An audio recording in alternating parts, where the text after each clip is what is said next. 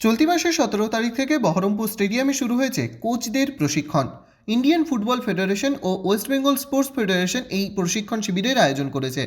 Union of European football association বা UEFA তরুণদের football খেলায় উৎসাহিত করতে দেশে বিদেশে একাধিক প্রোগ্রামের আয়োজন করেছে। সেই প্রোগ্রামের অংশ হিসেবে এই প্রশিক্ষণ শিবিরের আয়োজন। আমাদের এখানকার একদম মানে গ্রামাঞ্চল থেকেও এবং অন্যান্য জেলা থেকেও এসেছেন, যারা হয়তো খেলাটাকে ফুটবলের টানে মাঠে আসেন, কিন্তু সেই প্রথাগতভাবে ফুটবলের ব্যাকরণটা সেই সঠিকভাবে জানেন না। সেই ব্যাকরণটা কিন্তু ওনাদেরকে শিক্ষা দিয়েছেন। এবং মূলত আমাদের যেটা লক্ষ্য, যে আপকামিং প্লেয়ার অর্থাৎ kids footballer up to 12 to 14 years, 6 to 14 years, এই বাচ্চাটাকে নিয়ে আমাদের কাজ করার ইচ্ছা আছে। এবং আমরাও খুব সম্প্রতি আমাদের জেলাতেও ফুটবল একাডেমি করছি আমাদের ডিএসএসের ব্যানারে, এবং সেখানে যাতে আমরা আমাদের জেলার বেশি সংখ্যক কোচকে ইনভলভ করতে পারি, তার একটা তাড়না আমাদের মধ্যে ছিল। অপর ডিস্ট্রিক্ট যেগুলো আমাদেরকে সহযোগিতার হাত বাড়িয়ে দিয়েছে, যেমন পূর্ব মেদিনীপুর, বীরভূম, মালদা, দক্ষিণ দিনাজপুর, নদিয়া থেকেও এসেছেন। তো সামগ্রিকভাবে গোটা পশ্চিমবঙ্গের সমস্ত জেলায় যে এখানে এসেছে তা নয়, কিন্তু প্রোগ্রামটা ছিল এরকমই যে প্রত্যেকটা জেলা থেকে একজন করে আসবে। কিন্তু যখন এই ভ্যাকেন্সিটা যখন থেকে গেল, সেই ভ্যাকেন্সিটাকে পূর্ণ করার জন্য আমরা যে একটা গুড অপরচুনিটি পেলাম, এটা আমাদের মুর্শিদাবাদ ডিস্ট্রিক্টের ক্ষেত্রে একটা অত্যন্ত ভালো জায়গা, যেটা আমাদের পোস্ট ছিল আমাদের একটা, সেখানে আমরা পেয়ে গেলাম আরও 7টা। ফুটবল কোচদের প্রশিক্ষণ দিতে মুর্শিদাবাদে এসেছেন সিনিসা জেলিগ। প্রাথমিকভাবে ভাষা সমস্যা কাটিয়ে পেশাদার সিনিসার সঙ্গে খোলামেলা আলোচনা করেছেন প্রশিক্ষণরত কোচেরা। এইখানে এসে এনাকে পেয়ে যে আমি কি গর্বিত সেটা বলে বোঝানো যাবে না। আজকে বিদেশি স্টাইলের ফুটবল যদি আমাদের ইন্ডিয়ান প্রত্যেকটা প্লেয়ারকে যদি প্রশিক্ষণ দেওয়া সম্ভব, খুব তাড়াতাড়ি আমরা কিন্তু বিশ্বকাপ খেলতে পারবো। ভাষাগত দিক থেকে আমাদের একটা সমস্যা হচ্ছিল।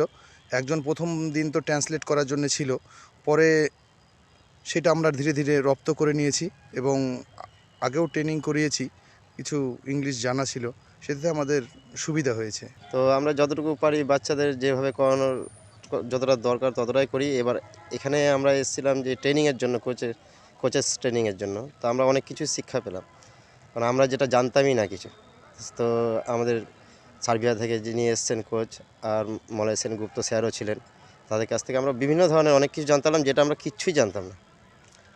বাচ্চাদের গ্রুপ হিসাবে কী করে প্র্যাকটিস করাবে, আন্ডার 14কে কী করে প্র্যাকটিস করাবে, আন্ডার 17কে কী করে করাবে, গ্রুপ বাই গ্রুপ দারুণ থিওরি করে আমাদের বুঝিয়েছেন স্যাররা। সাধারণত 4 বছর বয়স থেকে প্রথাগতভাবে বিদেশে ফুটবল কোচিং নিতে শুরু করে বাচ্চারা, কিন্তু আমাদের জেলা তথা রাজ্যে সেই শিক্ষাটা শুরু হয় আরও একটি বেশি বয়স থেকে।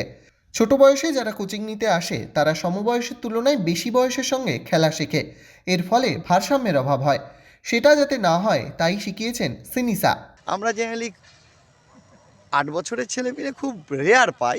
10 বছর, 12 বছর, অ্যাভাব 14, 15, 18 এসবের ছেলেপিলে যারা জেলায় লিগ ফিগ খেলে বা জুনিয়রে খেলবে এরকম একটা আকাঙ্ক্ষা নিয়ে আসে বলে তাদেরকে আমরা তখন থেকে ধরি। আজ এখানে আমরা কোচিংয়ে এসে যেটা বুঝতে পারলাম সেটা হচ্ছে যে প্রথমত এই ফুটবল খেলা যদি তাদের মধ্যে ঢোকাতেই হয়, তাহলে একেবারে টিন এজ থেকে শুরু করতে হবে। সেটা হচ্ছে 4 বছর বয়স থেকে, যেটা বিদেশে এটা অলরেডি চলছে। তো 4 থেকে 6, 6 থেকে 8, 8 থেকে 10, 10 থেকে 12, 12 থেকে অ্যাভাব, 12-14, আইদার 12 to 16। এখন ঘটনা হলো আমরা তো এইভাবে বাচ্চাদের ভাগ করে পাই না।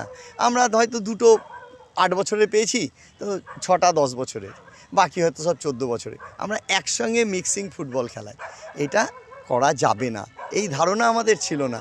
সেটা ওনারাই আমাদেরকে বোঝালেন যে যদি 2টো ছেলে তোমার 8 বছরের আসে আমাদের কাছে, তাহলে সেই 8 বছরের ছেলেদের সঙ্গে ওকে খেলাতে হবে, তাকে 12 বছরের ছেলের সঙ্গে মিক্সড করা যাবে না। তাদের সঙ্গে মিশে খুশি কোচও। And we are start with 21 coaches, and I see first time coaches is closed, maybe thinking, you know, how I can making this, but after a few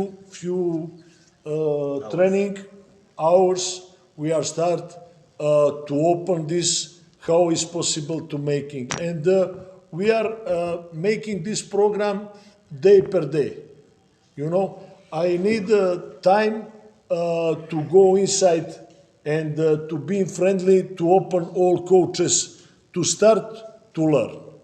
And I am so happy after 1 days we are stayed friends. তবে 5 দিনের একটি কর্মশালা আয়োজন করলেই যে সবটা শেখা হয়ে যাবে তা নয়। ফুটবলের উন্নতির জন্য প্রয়োজন ধারাবাহিক প্রশিক্ষণের, এমনটাই মনে করেন এই কর্মশালার সহকারী কোচ মলয় সেনগুপ্ত।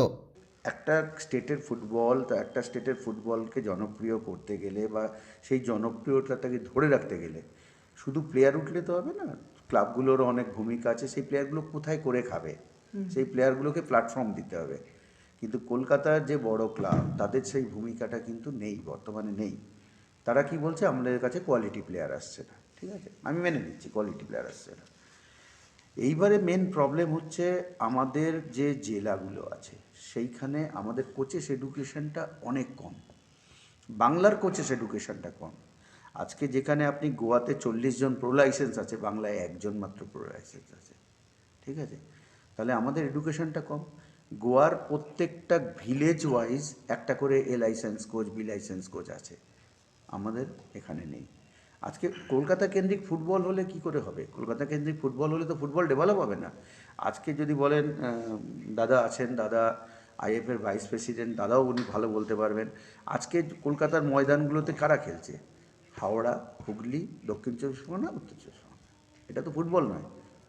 আমার বাঁকুড়ার রিপ্রেজেন্টেটিভ কোথায়? আমার মুর্শিদাবাদের রিপ্রেজেন্টেটিভ কোথায়? আমার নর্থ বেঙ্গলের রিপ্রেজেন্টেটিভ কোথায়? সেই জায়গাটাকে প্ল্যানফুলি তো তুলে আনতে হবে। এবং মেন হচ্ছে যে গ্রাসরুট ডেভেলপমেন্ট। গ্রাসরুট ডেভেলপমেন্ট না হলে আজকে গোয়ায় আন্ডার 12 প্রফেশনাল লিগ হয়। চেষ্টা করব।